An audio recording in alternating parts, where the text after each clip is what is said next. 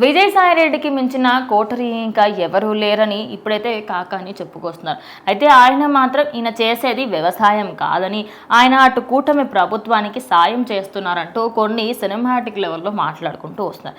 అయితే మొన్న ఆయన మీటింగ్ చేసినప్పుడు ఆయన రీసెంట్ టైమ్స్లలో జగన్మోహన్ రెడ్డి నీ పక్కనున్న వాళ్ళందరినీ కొంచెం దూరం పెట్టేసుకో, అప్పుడు నువ్వు బాగుపడతావు అని సలహా ఇచ్చారు. ఆ సలహా ఇచ్చిన దానికి జగన్మోహన్ రెడ్డి ఏమీ రిప్లై ఇవ్వక ఆ పార్టీలో ఉన్న వాళ్ళైతే బయటకు వచ్చి మాట్లాడుతున్నారు. అయితే ఇది అవసరం అంటారా?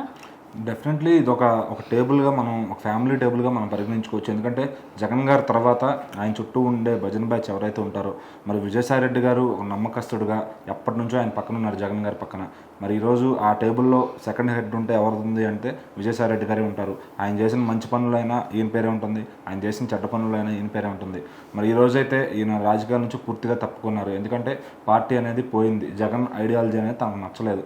సో తను చెప్పినా కూడా వినని పరిస్థితిలో జగన్ ఉన్నాడు. ఎందుకంటే అదే చెట్టు నుంచి వచ్చిన ఇంకొక సజ్జల రామకృష్ణారెడ్డి, ఆయన బృందం అందరూ కూడా జగన్ గారిని కలవాలన్నా కూడా వాళ్ళకి పేమెంట్ ఇచ్చి, ఇప్పుడు ఆ కింద స్థాయి అధికారులు ఎవరైతే ఉంటారో వాళ్ళందరూ కూడా వీళ్ళని దాటుకుని జగన్ గారిని కలవాలి. ఒకప్పుడు ఇదే పని ఈయన చేశాడని చెప్పి ఆయన సజ్జల గారి టీంలో ఉన్న వ్యక్తులందరూ కూడా ఈరోజు వచ్చి మీటింగ్ పెడుతున్నారు. ఎందుకంటే మరి ఈయన కంప్లీట్గా ఆపోజిట్ ఉంది సజ్జల గారి అని చెప్పొచ్చు. మరి ఆయన నుంచి ఆయన నమ్ముకున్న బృందం ఎవరైతే ఉన్నారో మంత్రులు కానీ వాళ్ళంతా కూడా వాళ్ళందరూ ఈరోజు విజయసాయిరెడ్డి పైన తిరగబడే పొజిషన్ అయితే వచ్చింది. ఎందుకంటే విజయసాయిరెడ్డి గారు అయినా కూడా జగన్ని కలవడానికి కానీ ఎవరన్నా కింద స్థాయి వ్యక్తులు కలవాలంటే ఫస్ట్ ఈయనతో అపాయింట్మెంట్ మాట్లాడి ఈయన్ని సాటిస్ఫై చేసినాక పై లెవెల్కి వెళ్తారు. సో మరి జగన్ గారికి తరతరాలుగా వస్తున్న ఒక ఆచారం అనుకోవచ్చు. సో మరి ఆయన కలవాలంటే ఇప్పుడు ఈయన విజయసాయిరెడ్డి గారి ప్లేస్ని సజ్జల గారు రీప్లేస్ చేశారనుకోవచ్చు. ఆయన A2 రేంజ్కి ఇష్టపడి మరి అంటే ఆయన A2 అవుదాం అనుకున్నాడో ఏమో. గత 5 ఏళ్ళలో దగ్గర సోషల్ మీడియా పేరు చెప్పి 600 కోట్ల దాకా జగన్ గారి ఖజానా నుంచి వీళ్ళు కొట్టేశారని తెలిసింది. సో మరి ఇప్పుడు ఆయన మాట వింటారు అందరు మంత్రులు కూడా. ఎందుకంటే ఈరోజు ఫస్ట్ ప్రయారిటీ సజ్జల గారికి ఇస్తున్నారు అనమాట.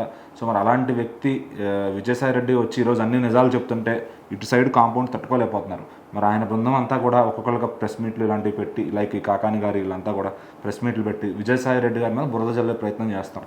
ఎందుకంటే ఒకడు బయటకు వచ్చి ఎక్కడ నిజాలన్నీ చెప్తాడో, ఎక్కడ అప్రూవల్గా మారిపోతాడో అనే దొంగలందరికీ కూడా భయం ఉంటుంది. ఒక ఆలీబాబా 40 దొంగలు అన్నప్పుడు ఖచ్చితంగా ఒక దొంగ బయటకు వచ్చాడంటే మిగిలిన 31 దొంగలకి కూడా 39 మంది దొంగలకు కూడా భయం ఉంటుంది. సో అదేవిధంగా ఇక్కడ ఉన్న జగన్ హయాంలో ఉన్న 175 మంది దొంగల్లో ఒక దొంగ బయటకు వచ్చేసాడు కాబట్టి ఖచ్చితంగా వాళ్ళకి భయం అయితే ఉంటుందన్నమాట. మరి సజ్జల గారు ఈ 5 ఏళ్ళు మరి ఎట్లా మెయింటైన్ చేసుకుంటూ వస్తారు, ఇంకా ఎవరెవరు బయటకు వచ్చి ఇంకేమేమి నిజాలు చెప్తారు, ఎవరిని ఎట్లా కాపాడుకోవాలని ఆయన అయితే ప్రయత్నం చేస్తాడు. మరి ఇలా 2 వర్గాలుగా జగన్ కింద జరుగుతున్నట్టు మరి ఆయనకు తెలిసి జరుగుతుందో లేకపోతే తెలియకుండా జరుగుతుందో, ఆయన ఎప్పుడైనా డైరెక్ట్గా ఈ కార్యకర్తలని అలాగే కింద స్థాయి నాయకుల్ని కలిస్తే కానీ జగన్ గారికి అసలు విషయం తెలియదు.